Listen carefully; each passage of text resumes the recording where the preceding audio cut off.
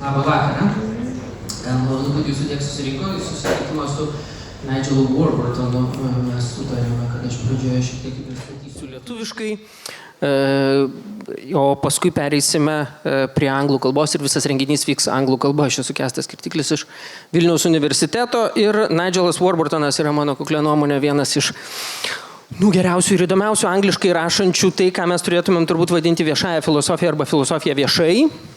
Arba, jeigu taip paprastai, filosofijos populiarintojas. Jis 20 metų dėstė filosofiją, pirmą Nottinghamo universitete, paskui Open University Britanijoje.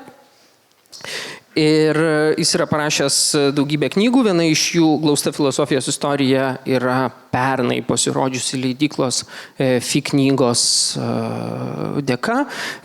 Knygos stendas yra, aš pamiršau, kuris numeris, bet vis tiek niekas į tos numerius nežiūri. Tai ji yra ten pirmame aukšte, jeigu nusileisite laiptais maždaug tiesiai. Tai Nigelą Warburtoną veikiausiai daugelis Lietuvoje žinančių jį prieš pasirodančiai knygai žino iš tikrai puikaus podcasto Filosofijos, kur jisai su Davidu Edmondsu šiuolaikinės filosofijos žvaigždės priverčia kalbėti žmonėms suprantama kalba. Tai aš labai tikiuosi, kad šiandieną irgi tai bus. Pabaigdamas savo lietuvišką įvadą, norėčiau padėkoti Lietuvos kultūros tarybai, palėmusiai knygos leidimą ir šitą renginį. Ačiū, kultūros taryba. So, Nigel, yeah, that's a good word to know in Lithuanian. So, I just introduced you as a podcaster and public philosopher, popular philosopher, or I don't know, how do you see yourself? Is it you see yourself as public philosopher or popularized? Freelance philosopher. An independent philosopher. I know you love independence, and I'm an independent philosopher, so I'm no longer officially attached to a university. So I have a lot more freedom than most professional philosophers. I'm a podcaster, journalist, public philosopher, all those things. Okay. I just want to say thanks so much for inviting me here, and I trust that was a positive introduction from the reaction, but so thank you for that. But unfortunately, I can't speak Lithuanian, so I can't respond in kind. But right, you also are one of the editors at Eon magazine, and you published a piece there, like approximately 5 years ago, where you said that there was a newsletter actually, where you said that we are now living in the golden age of public philosophy. Is it still the case? Oh yes, I really believe that this is a golden age for philosophy, not just because a golden age for public philosophy, because we can reach most people in the world now from our bedrooms, from a laptop in a cafe. And that's just a remarkable moment in time to be living in. I've been lucky enough to start podcasting in 2007, but that's obviously taken off hugely. So just from the podcast audience, there are a lot of philosophy podcasts, there are a lot of people putting out audio content of philosophy. That's a new thing since I graduated, that you can hear philosophers talking. And I'm very keen on the idea of the human voice being part of philosophy. It's not just a written subject. Obviously, there's a long tradition of this with Socrates never writing anything down and making a point of that. That there are things that are captured in a human voice that aren't necessarily transmitted in the written word. Now, we're here to talk about the written word, and I think obviously I'm a fan of books and of writing, but we're living in an age where you can hear philosophers and then read their books, and you can perhaps get a sense of what those philosophers are like, the kind of whether they're ironic, whether they take themselves a bit too seriously, whether they're a bit pedantic. You can hear all that much better because we're so tuned into the human voice than you pick up immediately from the written word. So it's a golden age in the means of transmission. That's just the audio and audio-visual communication, but we have written communication that instantly can be reaching people on the other side of the world. And in a sense, that's why I'm here. I suspect that my book wouldn't have been translated unless I was doing podcasting, unless I was a public philosopher, and had created a kind of audience beyond the Anglophone world anyway. There are many new philosophers coming through. There's something about this book that you'll notice, it's sort of dominated by white European men, mostly with beards, and that is sadly the long history of philosophy, but the recent history of philosophy is nothing like that. And that's another reason why this is the golden age for philosophy, because it's ceased to be the province of a certain privileged group, and there is a possibility of changing the nature of philosophy by changing the people who are doing it. And I see myself as a public philosopher trying to be part of this wave of changing philosophy, taking it outside the universities, as well as respecting the great contributors that are working within philosophy within universities. But there's been a transformation in the kind of people doing philosophy. So there are many women doing philosophy, there are many people who aren't white Europeans doing philosophy, and we're learning about them. We're learning all the time about them. So with Eon magazine, for instance, where I commission pieces, we're regularly now publishing pieces about Chinese philosophy, which I'm quite ignorant of, I'm ashamed to say, but I'm learning through that process of editing and commissioning writers on Chinese philosophy. And that goes for many other national philosophies, many other philosophies that have been a bit hidden before this age of media communication, which has transformed all our lives. So, yeah, it's a golden age for philosophy, not just by the means of transmission, but also through that, the kinds of people who are doing it and the kinds of people we're learning about. Yeah, but in a sense, correct me if I'm wrong, those who are not, public philosophers, but people who are explaining sort of philosophy, history of philosophy in public, those are usually white, male, and with good European education. I mean, well, that's not strictly true. There are others who aren't like that. I mean, in Britain, Angie Hobbs is a good example. She's the professor of the public understanding of philosophy. Mm-hmm. She's a classical philosopher. She's a brilliant expositor on the radio and on television a lot, and in writing. So that's just one example. But yeah, that may be true, and that's something that still was changing. True. I could change a little bit, but I'm not proposing to transition or do anything for the sake of changing numbers. I can't change my ethnicity or anything like that, but I can do what I can do. Right.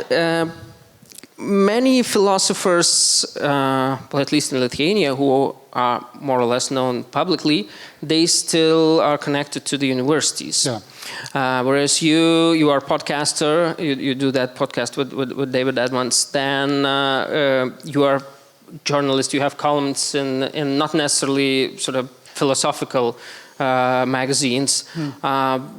You write books for general audience. What's the driving force? I mean, what kicked you out of the university? Why did you leave? Those are two questions. There are more than two questions there. The question of the driving force is partly that as a maybe 12-year-old, I got interested in philosophy a little bit. I went to the public library and looked for a book, and I found Bertrand Russell's History of Western Philosophy, which I borrowed. It's a huge book. Interestingly, the pages of the first 100 pages were very dark. They'd been clearly thumbed and read, and nobody seemed to have got much beyond that.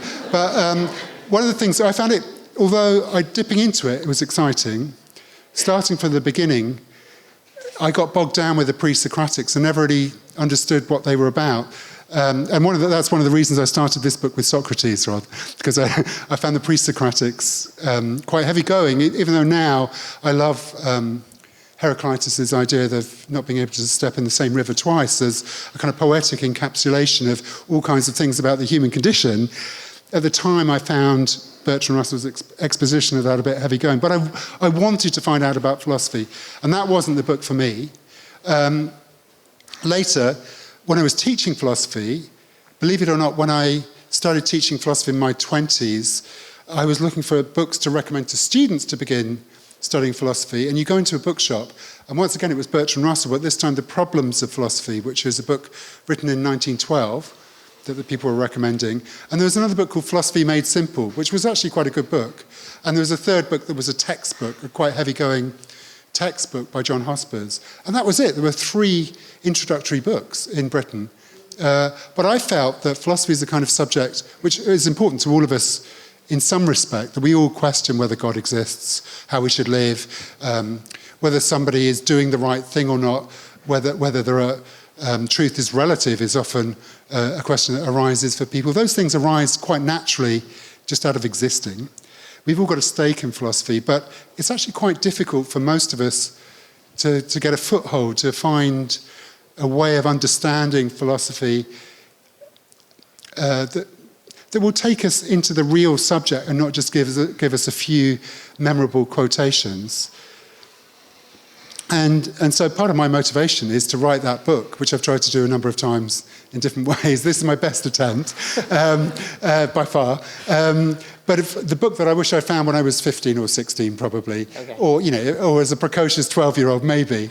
But that should be accessible to anybody. The idea is that I really believe that philosophy is important, and that's what's motivating me. I think I want to communicate my enthusiasm for it, which I try and do through the podcast as well. By talking to people. Conversation is absolutely integral to philosophy, but also by writing in a way that doesn't put too many barriers. Mm-hmm.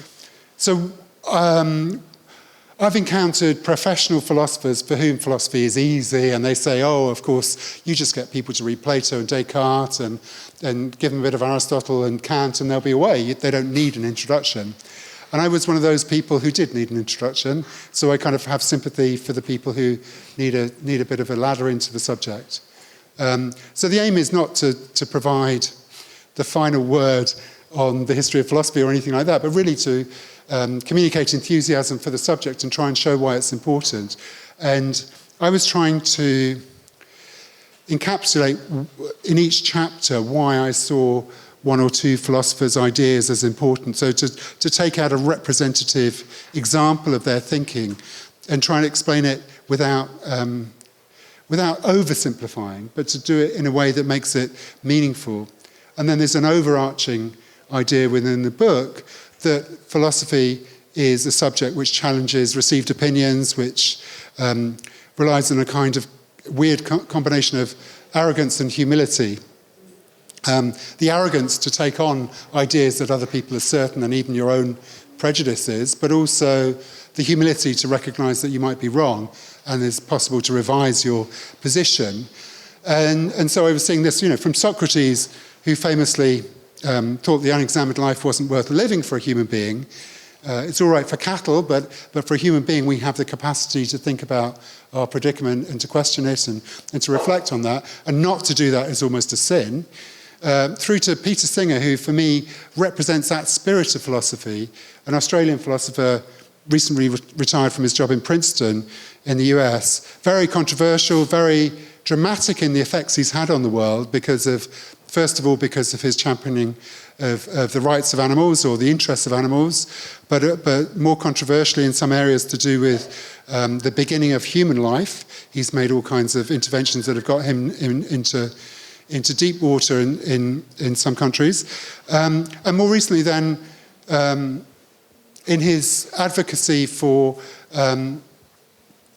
effective altruism, the idea that we should do everything we can to help other people practically, and that, in his famous example, if you saw a child drowning in shallow water and nobody else was around, and you were wearing really expensive trainers, you obviously would dive in. I'm sure everybody here would dive in and save that drowning child, rather than risk a death there, even though you were not responsible for that child.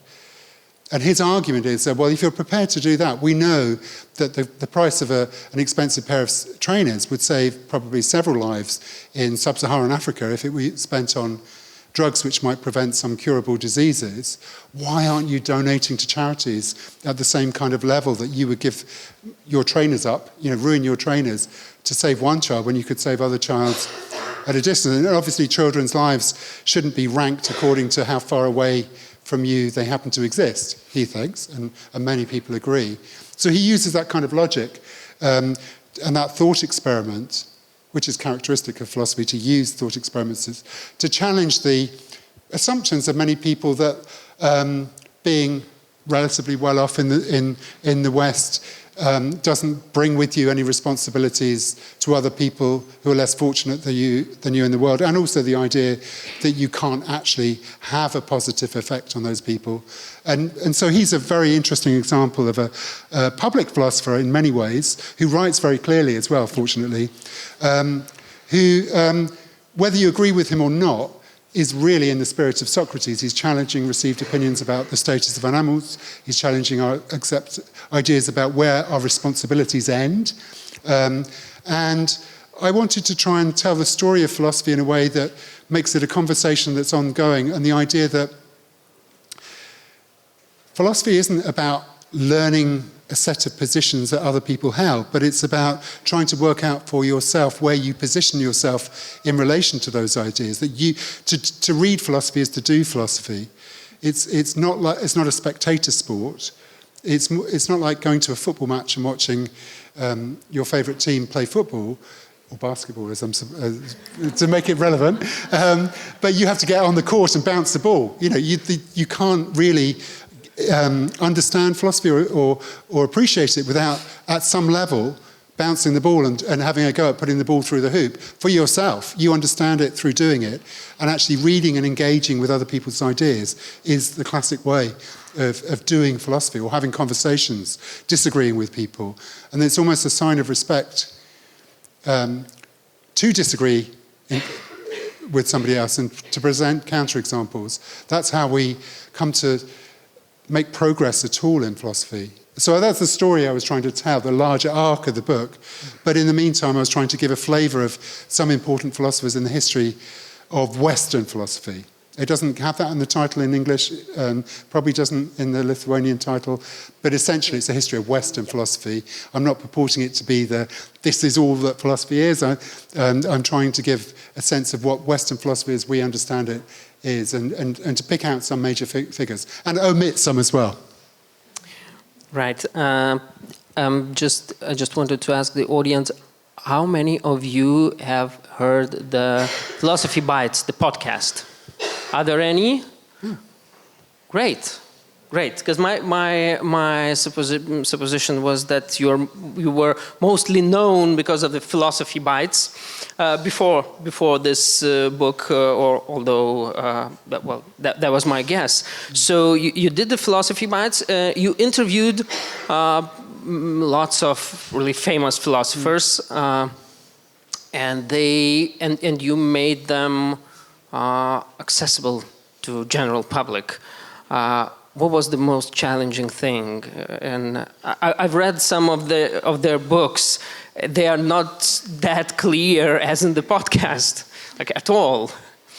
Well, I think philosophers tend to be clearer in conversation than they are on the page. Mm-hmm. And the best philosophers, often the best philosophers are really good expositors of their own ideas. They speak very clearly and can communicate effectively. It's this kind of mid-range philosophers have a struggle sometimes to get outside the academic framework and imagine what it would be like not to understand what they're talking about. So the most challenging issues we've had making the podcast. I made this podcast with David Edmonds, who's a philosopher who also happens to have a lot of radio skills because he's been a BBC radio producer for most of his life as well. The most challenging, I think, was we had one interviewee who didn't seem to listen to the counter-arguments that were being given, really, and didn't really engage in the philosophy. And we ended up editing that slightly in that philosopher's favour, because it would have been embarrassing simply to put it out as we recorded it. They are edited, these interviews, but that's... I don't find them challenging. I find it's not challenging. It's kind of interesting to see when somebody doesn't explain something clearly. I'm in a position to play everyman. I can be the the listener, as it were, and just say, I don't really understand what you said, though I don't usually say it that way. I usually say, could you just explain what you meant by ... could you explain what you meant by utilitarianism, or could you explain what you meant by positivism, if they've used it in a particular way. The other technique is to summarize their ideas back to them.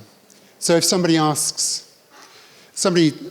says something that's quite complicated, I will give my understanding of what they just said back to them. And actually, the best situation is when they say I got that wrong. So if my summary contains an error, then they immediately clarify it. And that's really helpful, because I'm making the kind of misunderstanding that the listener would make, if you follow.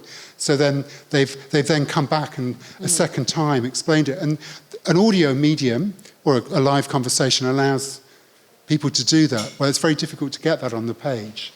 So now, if you don't understand what I'm talking about, you say, what on earth did you mean by that? I can say it another way. And that doesn't seem too heavy-handed. But on the page, you don't really get that. You get a single stab.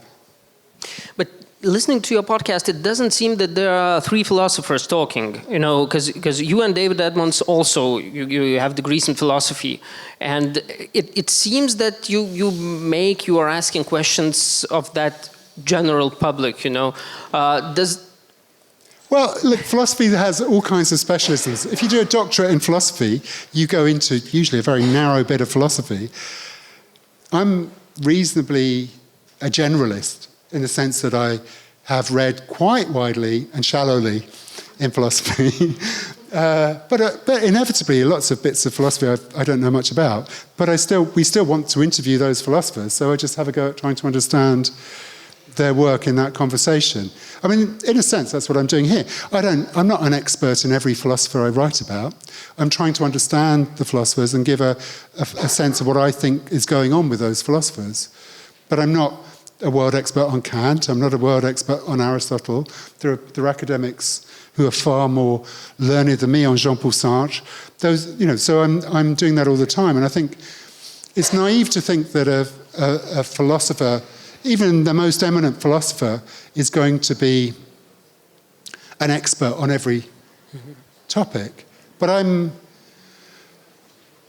very aware, if I've got a microphone in my hand and I'm interviewing somebody, that I've got listeners. I'm not just doing it for my own sake. So there's a kind of fantasized audience. And if my questions aren't clear, actually Dave will just edit them out. Or stop me if he's in the room with me and say, can you put that more briefly or in a better way? But it just won't work. So that's a kind of radio type of intervention. But let's get back to the book, because we're talking about this book, which I have to say the translator's in the room. Julius, thank you very much. I'm assuming it's a good translation, but I can't tell. But so confirm that. And thank you to Thomas, the publisher, as well, who's somewhere, I think. Yeah, he left. Yeah. Okay.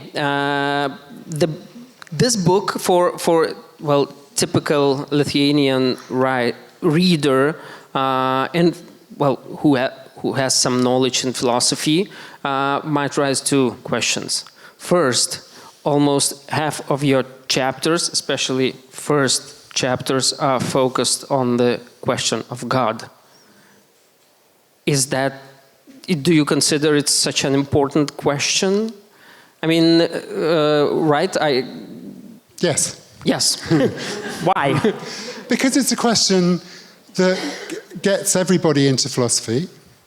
I mean, maybe I'm naive, but everybody in the room probably has at some point in their life questioned whether or not God exists. Whatever their upbringing, however religious their parents, they have questioned whether God exists and what God might be like, and whether the existence of evil makes that some kind of contradiction, because how could a good God have permitted evil?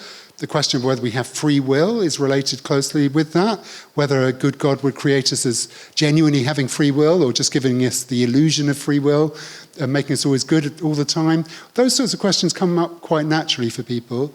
But also the history of philosophy has at its heart an interest in the difference between appearance and reality. And I think one of the ways that plays out in the history of philosophy is about, it appears to many people in their upbringing that God exists, and then we have a moment where we question whether that is really how the world is. Is our appearances misleading? Or you could go the other way. You may be brought up as an atheist and then wonder whether, well, perhaps the existence of God would provide a better explanation of the appearances than the hypothesis I have about God not existing. Those seem to me really central questions for everybody, whichever side of the fence you are on, or if you're an agnostic, it's still a live issue and it still makes philosophy of the past relevant to us now. It's not just it's not a museum of ideas.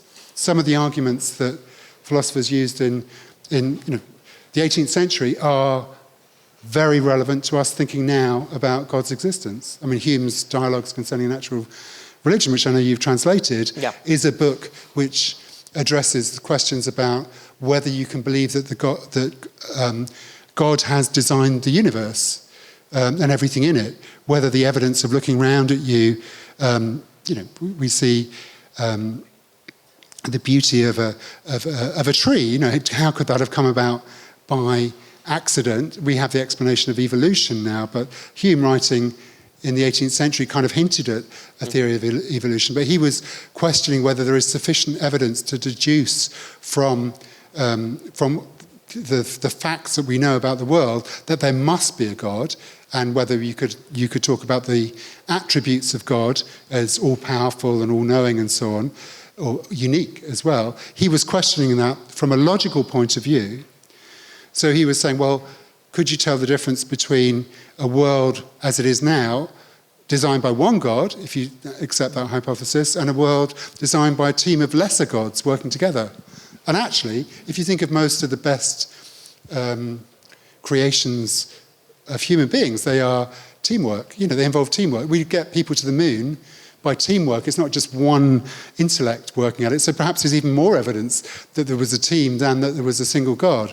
So by using that kind of logic, you can immediately start to undermine the argument that looking around the universe, you can see there is evidence for a single God. And that's a typical kind of philosophical challenge, it seems to me, that is relevant to all our lives. That's the first question. What's the second? On this one, moreover, Jürgen Habermas recently published a book which is like 7 times thicker and probably 100 times, uneasy to read, where he argues that, you can perceive history of philosophy as the sort of dialectics of faith and knowledge, sort of belief and so. Would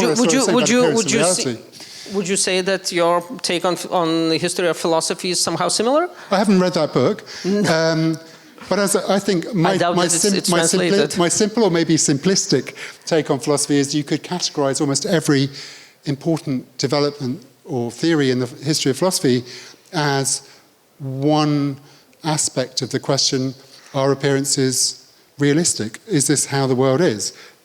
Is there something different between the appearances and the reality? So that's consistent with that. 7,000 pages, did you say? No, it's seven times. Yeah, well, I'm not very good at writing long books. 2 huge volumes. So I did cut out a few chapters from my draft, but I didn't ever get to that length. Right. The other thing. That is something that I think is important. That when people are trying to introduce philosophy to a general audience, some people think that more is better. I actually think some of the best short introductions to philosophy are very short. There's a brilliant one by Thomas Nagel called "What Does It All Mean?" That's about 60 pages, and they're small pages. I think that's a much better book than some of the long histories of philosophy that have been published for a general audience. So this is the kind of maximum length I thought I could get to and justify it being a book for people who aren't in universities necessarily, don't have all the time in the world to devote to reading about philosophy. So it's not an accident that it's shorter. Okay. the other striking issue is that you put there, okay, when we think of British philosophers, there are, I've seen the sort of, was it Oxford or Cambridge or some other prestigious publishing house, which published history of philosophy or companion to the history of philosophy, where it starts with British empiricism. So you introduced Greeks, you introduced some medieval thought. There are also German idealists, Kant and Hegel. There are 2 chapters on Kant, absolutely sort of biggest philosopher, well, having most pages in this book. But Martinu Heideggeriu is absent. Yeah, but Charles Darwin is present. Yeah, but Charles Darwin is present. But my question is... someone who people don't usually think of as a philosopher, Yes. but whose ideas massively influence philosophy in that debate, as I said, about whether God exists or not, and whether the design argument is a persuasive argument, because he effectively gave an alternative, a plausible alternative explanation of apparent design. Yeah, but sorry, Heidegger and postmodernists are absent. Okay, this is an introductory book. Yep. Heidegger is notoriously difficult to read, in English anyway. I don't know what he's like in German, but he's not, well, not many of the words are necessarily in German as well, because you get a lot of Greek words, I believe. But I've got a personal issue with Heidegger. There's a chapter on Sartre and Beauvoir. Mm-hmm. Heidegger was a Nazi. There's another famous German philosopher, Gottlob Frege, was anti-Semitic in a really nasty way. We know Heidegger expressed anti-Semitic views in his diaries and acted badly in the Nazi era. Frege, this is something that the philosopher Jonathan Glover has written about. Frege has written his philosophy of language, and it seems to be almost completely independent of his anti-Semitism and nasty views. Mm-hmm. And it's still shocking that somebody so clever and subtle, talking about the philosophy of language, could have held these crazy views. In Heidegger's case, there is a connection between some of his philosophy and some of the kind of blood and soil tendencies within it and the orthodoxy of Nazism. And I wasn't comfortable about that. I did write a draft chapter when I talked about how he talks about tools and the hammer example, famous hammer example. It becomes a kind of extension of the human body in the kind of experienced user of a hammer. It's a particular use of technology where it starts to blur the distinctions between the human and the tool. But then I had second thoughts about it, and I didn't want to write a tirade against Heidegger. But I also have shared Jonathan Glover's worries that some of the obscurantism, as I would say, of Heidegger, is a smokescreen that's almost deliberately there, that if you saw him clearly, he would be obviously damned as a Nazi philosopher. I'm not happy about his... Kant is an obscure writer in many ways, but I don't think what he's obscuring is as sinister. Okay, I see. So that's why I'm not championing him in the book. I mean, if you want to read Heidegger, go to it, but it might take you a long time. Okay. And it may not be worth it in the end. That's my feeling. There's also, like, I feel guilty because I've sent people off to read books that may be not as simple as I'm trying to make out the core ideas are. But I wouldn't want to send people away to read Heidegger, honestly. Okay. I'd be very happy if somebody went to read Descartes' Meditations or Hume's Inquiries or his Dialogue Concerning Natural Religion. There are many books that I discuss that I'd be very happy that people would then feel confident to read and make sense of, but I wouldn't want to send them to Being and Time. Okay. I have the full page of questions and twice as much in my head, but since there are so many of you, I guess we should turn over to the audience and take the questions from the audience. If you have any, so please, you can share my microphone and ask.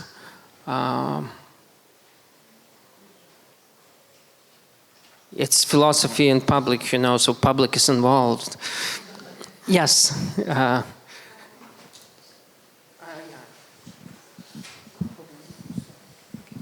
Hello. Do you have your favorite philosopher, and why, if you have one? This is an interesting question. I have quite a few favourites, but I actually left out one of my favourites. And if I were to rewrite the book, I would have put him in. This is Diogenes. Do you know Diogenes the Cynic? You know, the Cynics famously abandoned conventions. They were kind of, Diogenes lived in a barrel. Well, or actually, I've heard on good authority, it wasn't a barrel, it was an old, empty ceramic urn. He abandoned he had just a very simple cloak. He got rid of all his clothes, all his possessions. And he was inspired by seeing a little mouse getting by with just a few grains of wheat and seeming quite content. And he thought, well, if a mouse can live naturally and simply, so could a human being. And it would be a much happier life for him than with all the complexities that come with wealth and social responsibilities.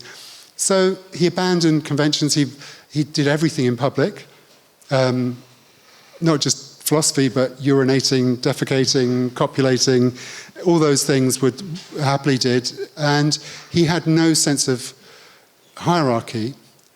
At the same time, when people asked him where he came from, which was a common question in ancient Greece, he said, I don't come from a particular city, I'm a citizen of the world. He was a cosmopolitan.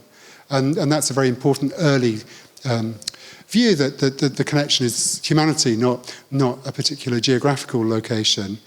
He famously also, when Alexander the Great came to visit him, because Alexander the Great had been taught by Aristotle, was interested in philosophy, the most powerful man in the world, he said, you know, what can I give you, Diogenes? I can give you something. You know, he came to visit him in the barrel on the outskirts of Athens, and Diogenes said, well, there is one thing. Could you just move a bit? You're blocking the sun.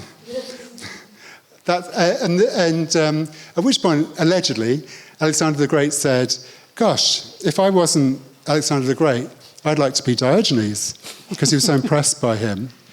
And then Diogenes said, if I wasn't Diogenes, I'd like to be Diogenes too. But he was a joker. He would say things like, what kind of wine do you like drinking, Diogenes? Other people's. A rich person invited to his house and said, but because he knew that Diogenes didn't abide by conventions, would spit on the floor, he said, please don't spit on the mosaics, you know, those incredible marble mosaics, and there's a vase there that's priceless, don't spit into that vase. And so he just spat into the man's face instead. He was a kind of performance philosopher.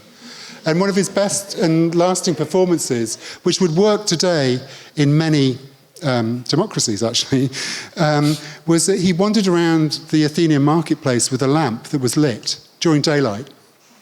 And then people come up to see, so what on earth are you doing that for? You're wasting the oil. Why are you wandering around with a lit lamp in daylight? And he said, well, I'm searching for an honest man, and I haven't found one yet. You know, in Athens, he couldn't find an honest man.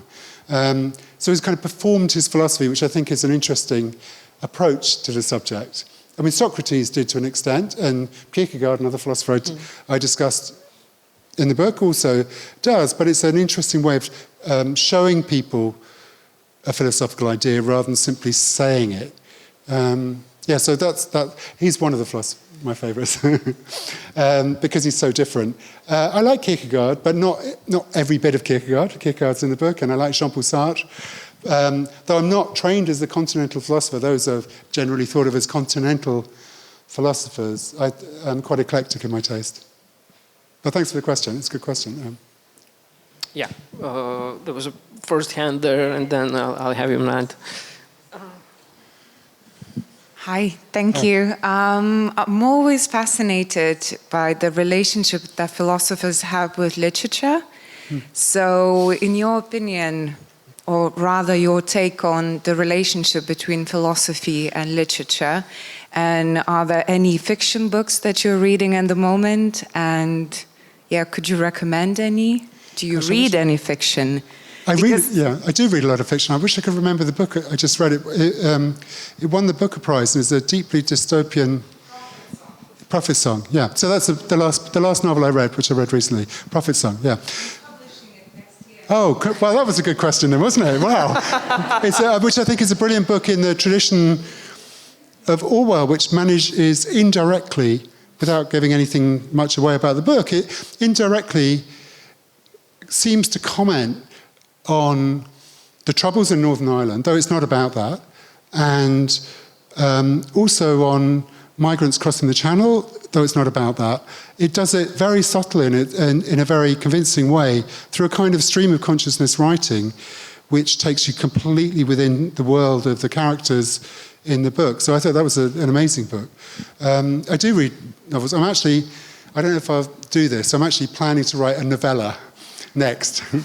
When I finish the book, I'm writing a book called Street Philosophy at the moment, which is about philosophy that arises out of actual incidents in the street, like an accident or a street art or a whole range. Well, I can't even think because I'm in the midst of it, but that's what I'm writing. When I finish that book, my plan is to write a novella, which is not going to be as philosophical as I think Prophet Song is. But yeah, I think there are obviously some philosophers who write novels, and they tend not to be very good ones, with a few exceptions. There are writers like Dostoevsky who are very, very, and Tolstoy, who are just essentially philosophical. There's a great tradition of the Russian novel, which is 19th century novel, which is absolutely in the realm of philosophy. There are existentialists who wrote pretty good novels like Camus and Sartre and Beauvoir. But there are also novels which have at their heart a moral dilemma. I mean, Ian McEwan quite often actually has quite powerful moral dilemmas at the hearts of his books. And I find without pushing it, he's quite a philosophical novelist in my mind. And I think philosophy doesn't purport to be the final word on everything. There are different ways of coming at morality and how we should live, but it's usually a more direct way.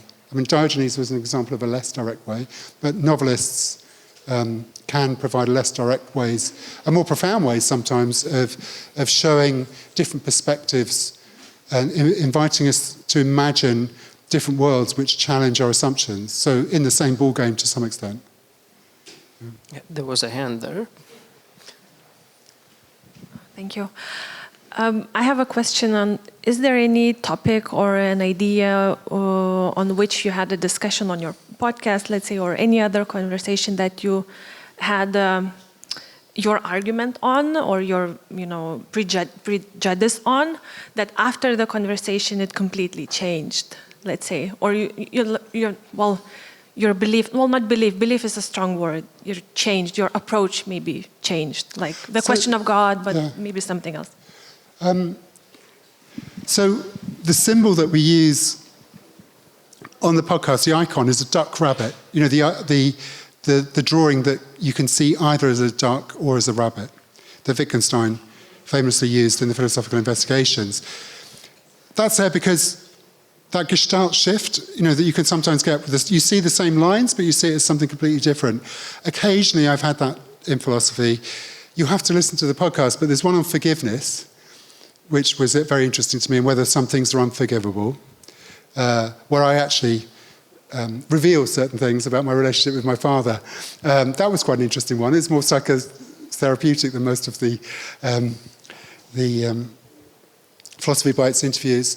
I am subtly changed by lots of things, but I'm struggling to think of a big gestalt shift like that. I think sometimes somebody has convinced me there is something much more in a philosopher I've dismissed. So if somebody were to have a conversation with me about Heidegger and convince me that I should go back and read Heidegger more closely. And Sarah Bakewell, who wrote a brilliant book about Montaigne and wrote At the Existentialist Cafe, which is a brilliant sort of group biography of the existentialist thinkers, is a fan of Heidegger. She's almost, in conversation with me, convinced me that Heidegger's worth more of my attention. That would be an example. If I had interviewed her about Heidegger, she probably would change my opinion. But sorry, on the hoof, I listened to the episode on forgiveness. I can't even remember the name of the interviewee, but that's the one that most sticks in my mind. Thank you. We have a time for a short question. No, it's not a short one. Shall we take it? Well, Let's try. shall I sit down? It's a long question, Shall I sit but the short answer. Thank you. It's quite the opposite. Maybe the question is shorter, but the answer might need a lot of time. So I have a question about position of philosophy in the modern society. For example, we have this trend since the Great Recession when students stop going to universities to study things like philosophy and other humanities and choose quote-unquote practical majors. So I think that it is a big threat for our society because even problems that we are facing now are human problems and not hard science and technology problems. So my question is, do you think that there is some kind of threat in general, and if yes, can anything be done to counteract it? Thank you. Okay, I'm more positive. If you want a pragmatic answer, Silicon Valley is full of people who've studied philosophy at quite a high level. A lot of the most innovative tech people have a serious interest in philosophy, even if they haven't studied it as well. You know, someone like Elon Musk will quote philosophers like Nick Bostrom on the future of humanity and whether we happen to be living in a simulation of reality. Though philosophy is a live subject amongst some people who are in businesses which are really transforming the world. So the idea that it's an impractical subject, obviously it had a part to play in the invention of computers as well. But that aside, my own experience has been absolutely, it's absolutely overturned my prejudices on this sort of topic. In the wider world, there are millions of people who are passionately interested in philosophy, whether or not they're studying it formally within universities. So Philosophy Bites, the podcast, has been going since 2007, has had 47 million downloads, unique downloads. So that's a huge number of people at least downloading it. Whether they're listening, I don't know. This book has been translated to maybe 25 languages already. This may be the 26th, and it's not one I expected. The fact that it's been translated into a language, you know, an ancient and venerable language, but there are 3 million speakers as far as I know. That's an amazing thing, something I never anticipated, that there should be interest to do that. I don't share your pessimism on this. I think there are other subjects which are more under threat. You know, it may be art history, or it may be the university study of literature under threat from this kind of thing. But there is a story you can tell about philosophy where it's an immensely practical subject because of the side effects of studying it in terms of critical thinking, logical thinking, ability to deal with complex written and spoken ideas and synthesize them into something clear and manageable and engage with those ideas. The spirit of discussion is key to it, and the idea of collaborating with other people to try and get at the truth. Those things are all essential to philosophy, and those are things that are prized by people within and outside universities. And I've only found, in terms of publishing public philosophy, a growing audience, not a diminishing one.